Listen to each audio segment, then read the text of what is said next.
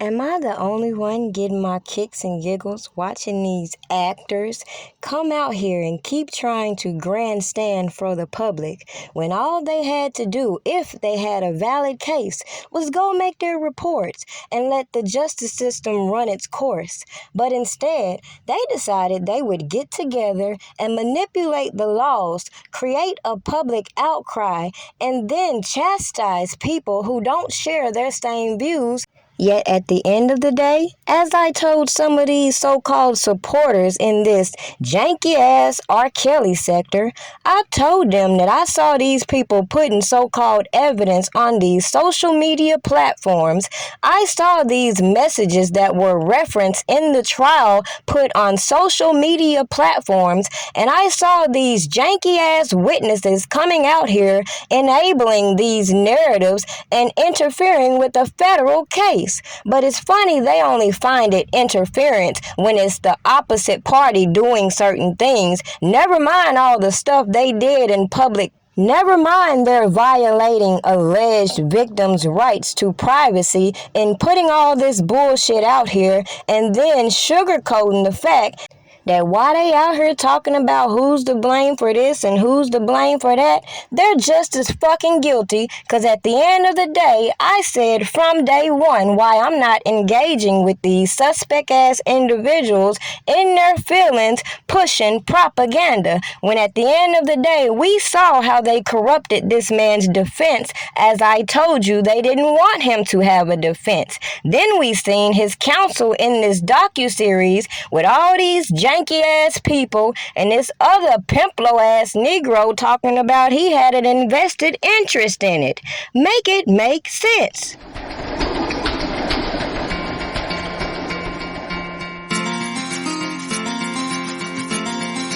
I ain't playing no motherfucking games with you, boy. I gave you 120 hours to get back in touch with me, nigga. But fuck them 120 hours, nigga. You talking about my daughter. You know you supposed to be working with her music, R. Kelly. Yeah, that's what I'm talking about. Robert R. Kelly, the singer, you bitch ass nigga. I got you, boy. Yeah, come fuck with me. This Savage, Tim Savage. Fuck you, nigga. R. Kelly, by now, you should know that you should come see me. You know who I am. You know who you have at your house. My daughter, Joycelyn Savage. My name is Tim Savage. Listen, bro, the call, look, bro, the man dealt with R. Kelly in my living room, bro. The man dealt with R. Kelly in my kitchen. We dealt with Don Russell in my kitchen, bro. And charging him with $700 from a pop. He would get you a bottle out. He been using out for fucking longer. All this shit about somebody. I'm putting all his music out. I'm making that public. I'm telling you this right now. I'm putting his music, his videos, for pay. People reading for profit. We need money for him to go for the real defense. We have witnesses high and powerful with them law firms that really take Rob's case. We know what they're going to cost, and we have to raise money from them. The platform that I'm putting them out on, it will show how much money is coming in, and it will show the money being donated to this firm to represent his case. And it has to be done a strategic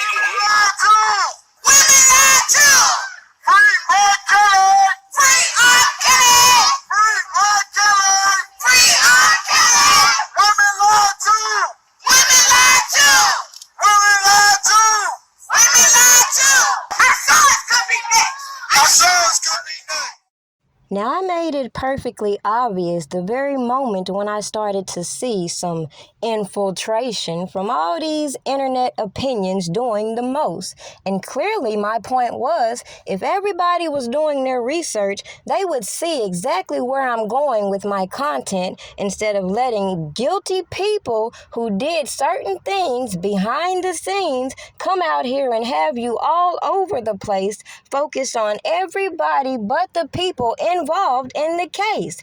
Yet, as I made it clear, it was obvious individuals were out here fishing for information and engaging in fraudulent activities, as well as corrupting this defense team. It should be perfectly clear why they didn't want us focusing on the facts, and that is if people attack the facts from the beginning, starting at the state case with Kim Foxx Chewbacca-looking ass, we wouldn't be here, considering Greenberg asked the million-dollar question as to why her communications with janky-ass Avenatti was not put forth.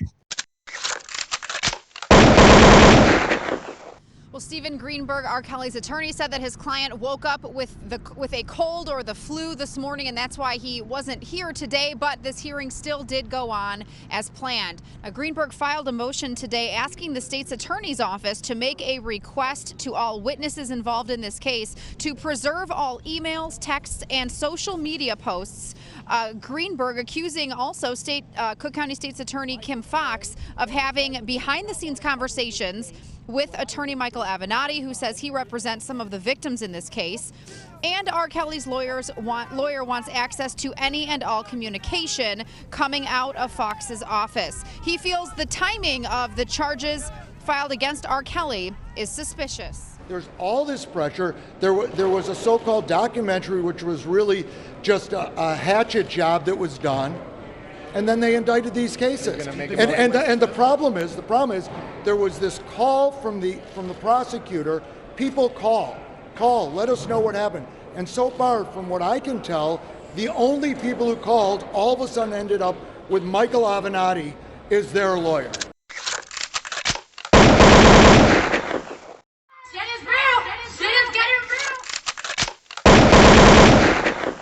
So, yes, I did have sex with Bubba as well. No, we did not have a threesome, but me and Bubba had another relationship outside of Rob.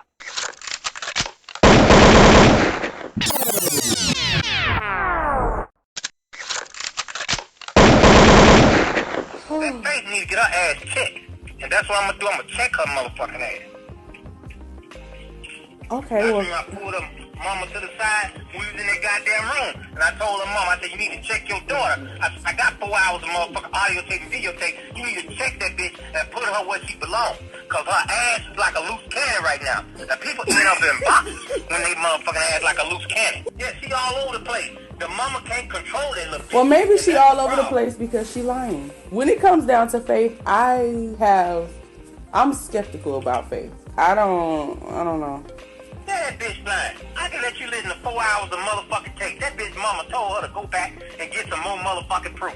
I got that shit on motherfucking video and audio. I just trying to hold that shit because my daughter's in a situation. I got that bitch saying that on goddamn tape, video and audio. You can see her goddamn face saying this shit. That's crazy as hell. Cook County State's Attorney Kim Foxx and her office misled the public time and time again while handling the Jussie Smollett investigation. That, according to a report released today. Earlier this month, Smollett was found guilty of lying about being attacked, but the state's attorneys initially dropped that case, raising some serious questions and doubt from the public. Our Charlie DeMar has been going through the report, joins us live now in our Street Side studio. Charlie? And Brad, with the Jussie Smollett trial over, the 60-page report was released, and it outlines Kim Foxx and the state's attorney's handling of this case, really outlining how they bungled this case from start to finish, for why this case was dismissed, to the public explanations given to why it was dismissed, and even who Kim Foxx was talking to throughout the investigation. Special Prosecutor Dan Webb says Kim Foxx and the Cook County State's Attorney's Office may have violated legal ethics by abusing its discretion. I was appointed a special prosecutor because Judge Tooman believed that the circumstances under which the Smollett case was dismissed without a trial was not supported by the evidence. According to the report, Foxx illegally recused herself, but instead of publicly acknowledging it, she ignored it to avoid embarrassment. But in an interview with the special prosecutor, even Foxx questioned why Smollett was initially allowed to walk without pleading guilty, only paying $10,000, a fraction of what CPD says the investigation cost in overtime pay, and allowing the actor to perform community service at Rainbow Push, to which Foxx told the office of the special prosecutor Operation Push might have been too easy for him, adding that with her recused, those in charge just wanted the case to go away. Quote, they wanted Mr. Smollett out of town, she said. And in this particular case, we did this case like we'd done many others. But the failure was that we didn't communicate well. But Webb called that statement a lie. The state's attorney publicly said there were 5,700 cases handled just like Smollett's, but when asked for examples, the office couldn't provide a single case handled like the actors. The report calls Foxx's statement unacceptable for an office that must be transparent and maintain public confidence. Foxx's office initially charged the actor with 16 counts and then, in an unannounced hearing, dropped the case. Webb said the decision represented a major failure of operations, and the report shows that Foxx was still communicating with Journey Smollett, Jussie's sister, even after he was a suspect. At the time, Foxx publicly denied those claims. When it came to sex, it was sex to Robert, despite the age. If a girl was in a room and she had a big booty, she had a big booty. If she was 15 or 20, she had a big booty to him.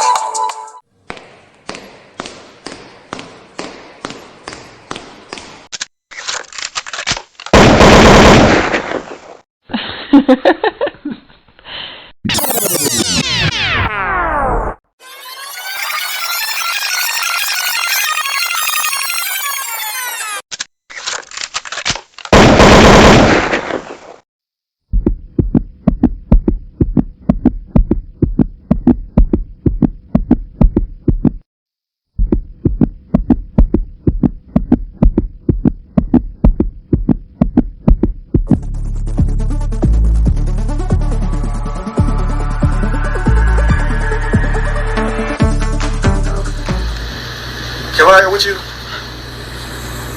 What? ACP, do you see this? Look, if it ain't official Dana J, Levi for Kelly, Prima Donna News, I don't even want to see it. Just take the phone. Look. Got some weed? Dang. Gotta get some. Alright, hurry up. Diesel and them here, everybody here, we waiting on you.